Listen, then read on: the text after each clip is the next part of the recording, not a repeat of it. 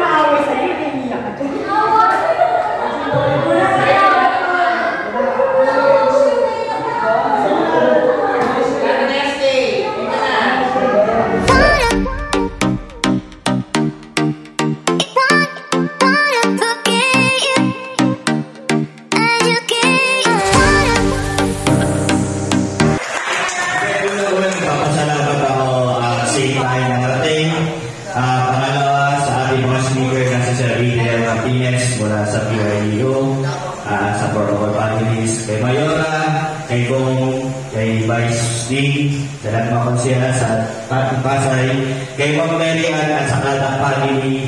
Maraming salamat sa pagbibigay importansya sa ating mga kabataan. Lalo na sa magbibigay ng konting aral na nadadala natin sa Pasay at sa ating komunidad na makakatulong din sa ating mga kaibigan doon sa lungsod ng Pasay. Lalo na sa Barangay 30. Sana yung mga natutunan natin dito, ma-share natin.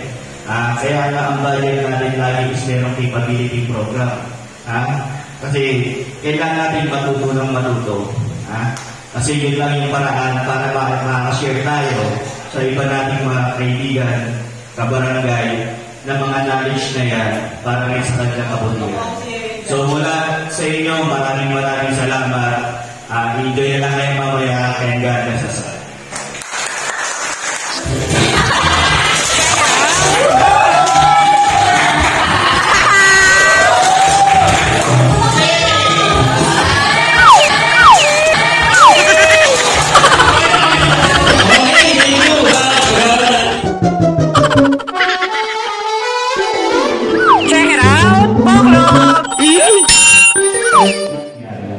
Second, para rin magkakabarkada yan, mag-isa lang ng plano, kadalasan hindi natutuloy. Pero mas marami na itong plano, ganun din, hindi rin natutuloy. Di ba? Kailangan talaga may taya bawat isa. O ikaw na yung totokahan mo, magka gumimik kayo, ikaw na yung ganito, ikaw na yung... I was asking kung sino yung pinakamatanda because of these three persons. Yung si Rizal, ginawa niya yung no limit angere nung siya ay 26 years old. Ito yung mga nonchalant. Pag tinanong mo, hindi ka na lang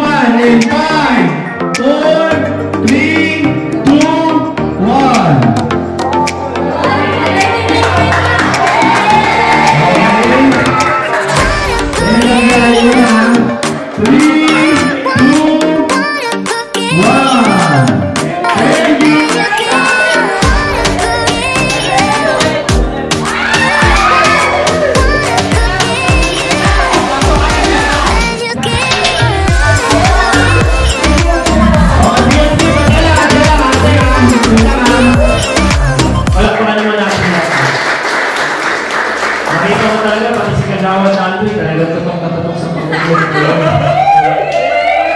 Bigil na bigil. Meron lang.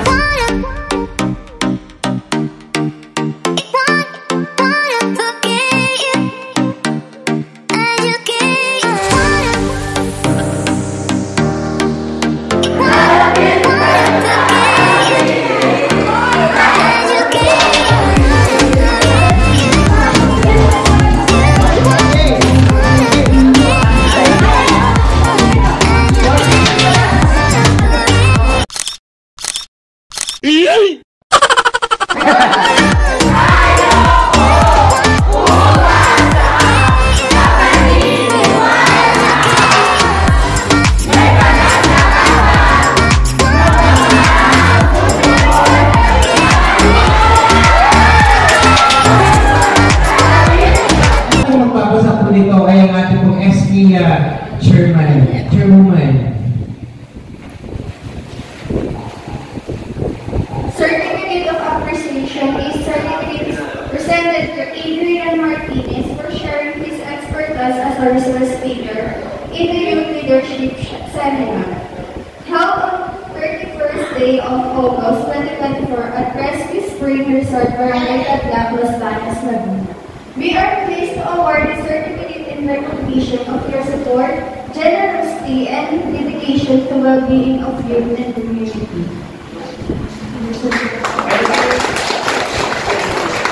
Thank you. Okay, picture.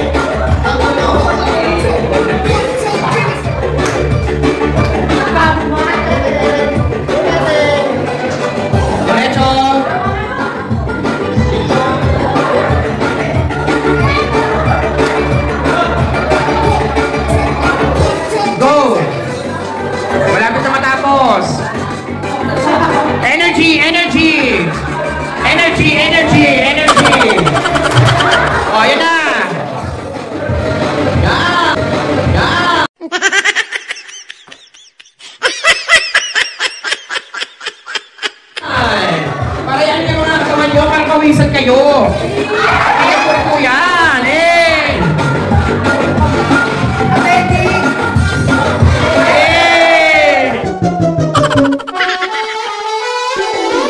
Check it out, Boklog!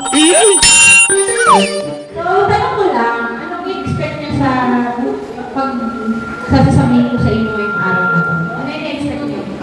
Na-expect ba kayo? Wala. Wala kayo na-expect eh. Hindi, ano gusto niyo malaman regarding dun sa nakasulat sa advocacy campaign against illegal drugs? Ano na i-expect niyo na mapupulot yung aral? Sa pagkayo ko nito sa naman? Marami. Katulad na, kapag isang isa. Ilayo sa kapahamakan. Ilayo sa kapahamakan. Kung paano lumayo sa kapahamakan, tama ba? Okay. Ano ba? Pagbabago! Pagbabago sa kapahamakan. Ano ba? Maliban doon. Ano? Pagbibigay paalala. Yun. Tama naman. So, nandito ko para ipaalala. Generally, alam niyo naman kung na bawal ang droga. Tama ko. Alam niyo ba kung ano yung batas na nagbabawal? Na sinasabi na bawal ang illegal na droga. Ano ba ito ngayon? RA Ay. Tandaan nyo ha, take note ha, baka hindi sa inyo yan, RA 9165. In the Republic Act 9165 hanggang Section 74 yan. So mahaba ang i-discuss ko sa inyo. Pero tandaan nyo lang, Section 5, which is pushing, trading, or transportation. Ibig sabihin yung mga pusher, nagbebenta sila. Kapag halimbawa nagkapot kayo, ibig sabihin nag-trade ka. Meron ba nakakakita sa may barangay 30 na nagkaganon? Wala naman. Mabuti naman kung gano'n. Sige. Maraming kabataan ang gumagamit ng droga dahil sa salitang impluensya. Medyo nalilito po ako eh. Number 1, ay nahirapan sa pagkain dahil ako ay nakadroga. Tatlong K. Ayaw ko mga kulong. Kamatayan, kulungan, karamdaman!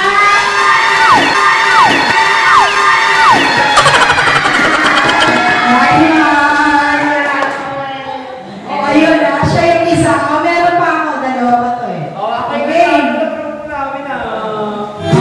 Ano mga speaker ngayong araw? Ngayong araw?